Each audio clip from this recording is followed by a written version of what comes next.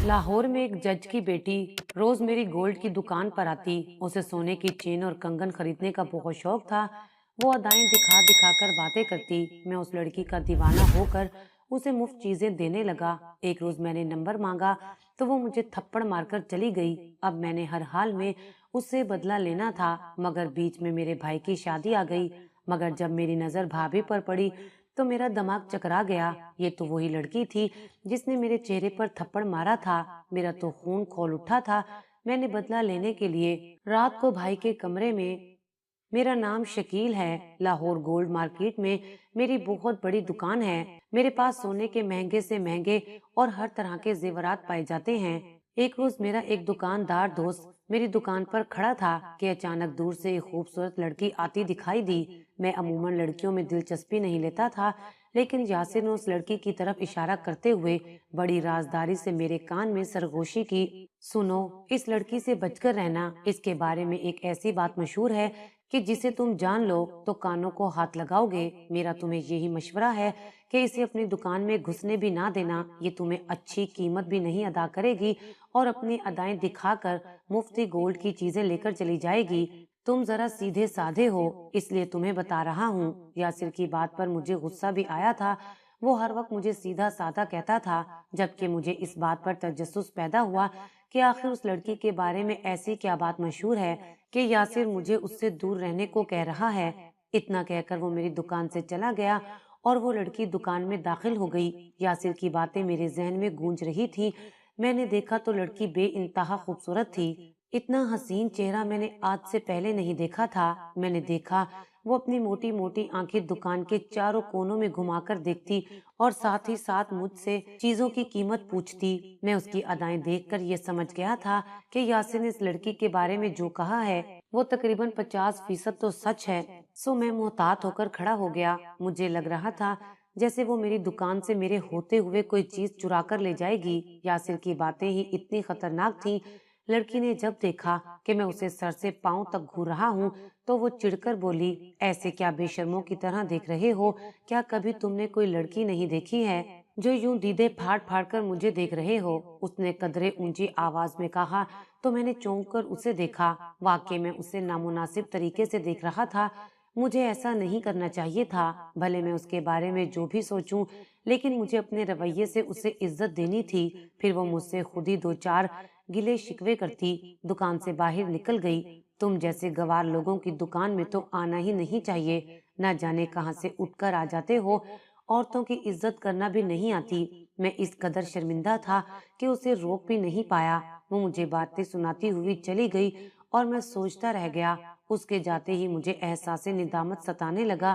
फिर यासिर की बात याद आई। उसने तो कहा था कि ये लड़की बहुत तेज है, इसके बारे में पूरे बाजार में कोई बात मशहूर है। मैंने सोचा क्यों ना मैं यासिर से ही ये बात पूछ लूं। हो सकता है मैंने जो किया हो वो बिल्कुल सही हो और उस लड़की के जाने पर मुझे शुक्र करना चाहिए। जोहर का वक्त हो रहा था। उस वक्त हम सभी दुकानदार खाना खाते थे। हम सब लोग घर से खाना लाते थे। बाहर का खाना खा खा कर हम लोग बीमार रहने लगे थे।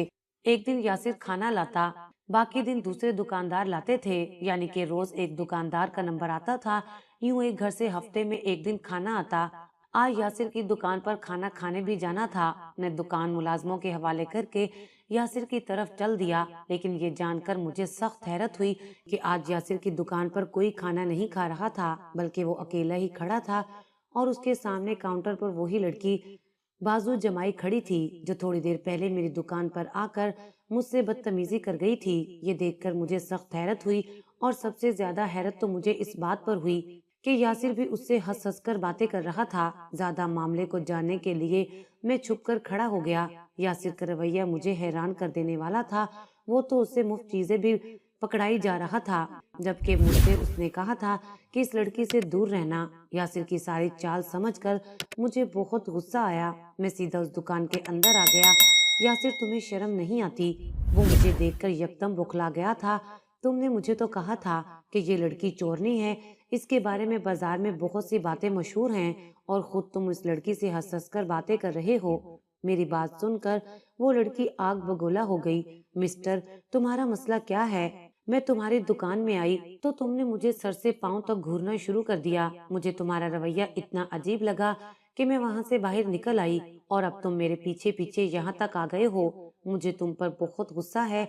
इससे पहले कि मैं तुम्हें थप्पड़ लगाऊं, तुम यहाँ से चले जाओ। वो लड़की ये बातें कर ही रही थी कि 3-4 आदमी दुकान में दाखिल हो गए। ये हमारी मार्केट के लोग थे। मेरी भी उनसे दुआ सलाम थी। ये सब लोग शायद खाना खाने आए थे। उस लड़की ने सभी के सामने मेरी बेइज्जती कर दी, और यासिर ने उस लड़की से कुछ नहीं कहा था।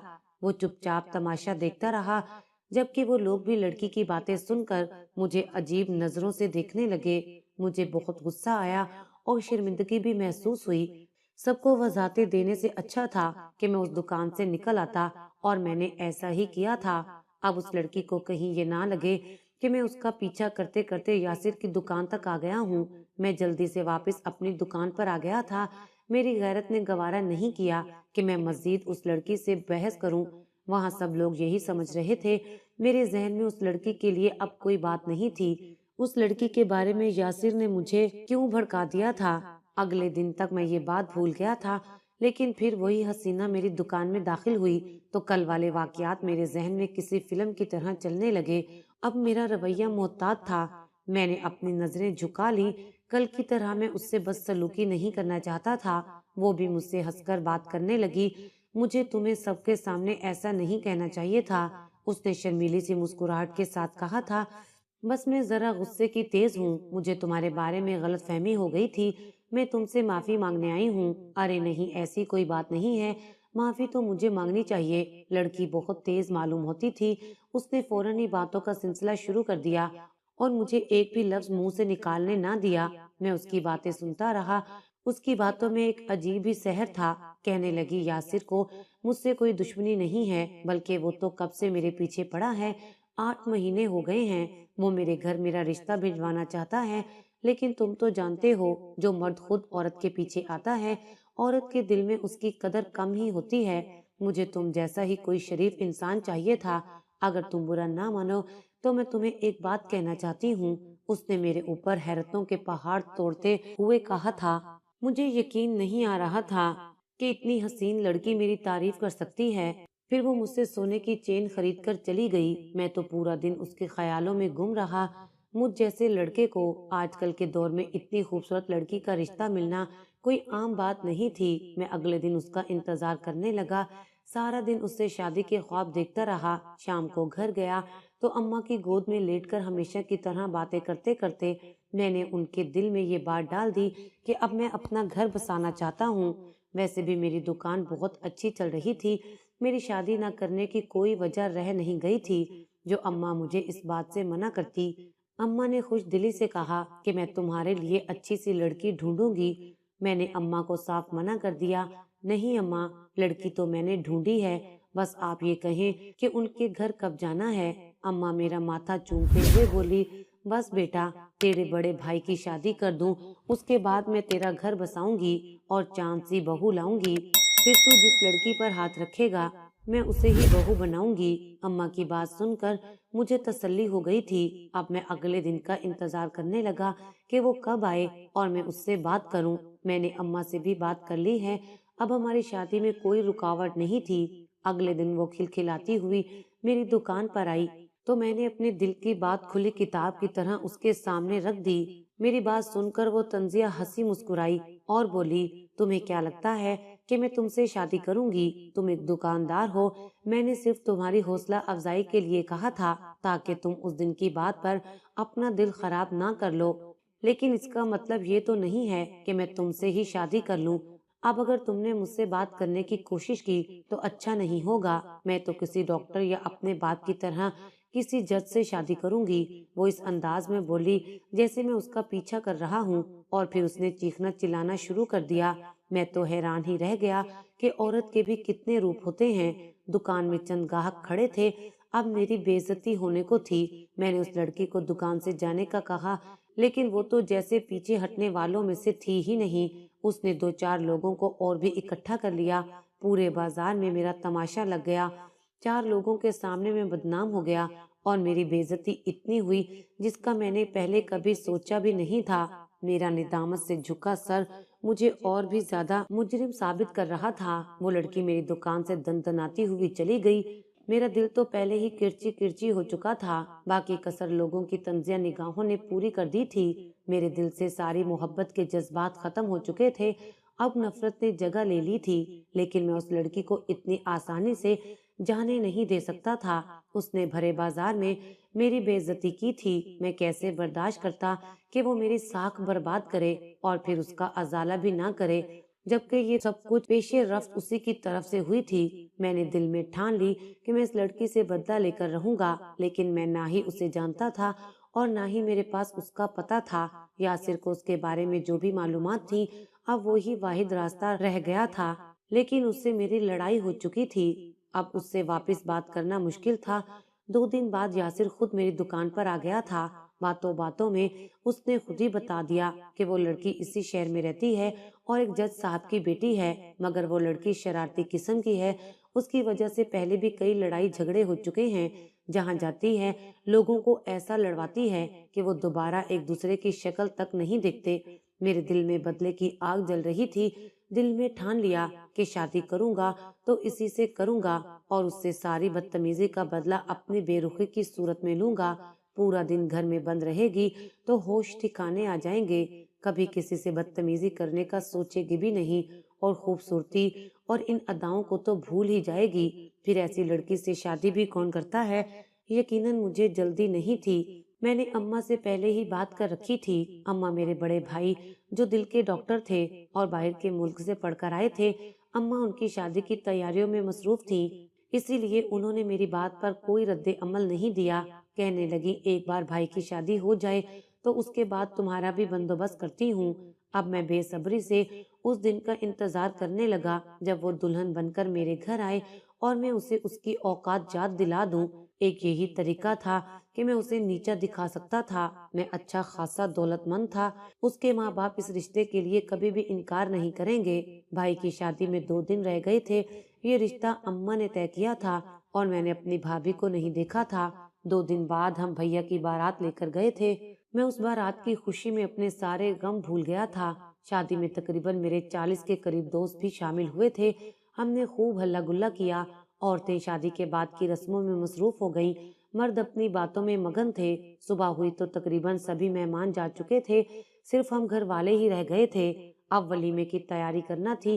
اماں نے بڑے سے میز پر ناشتہ لگا دیا۔ میں بھی بیٹھا ہی تھا کہ اتنے میں بھیا اور بھابھی اوپر والے کمرے سے آ گئے۔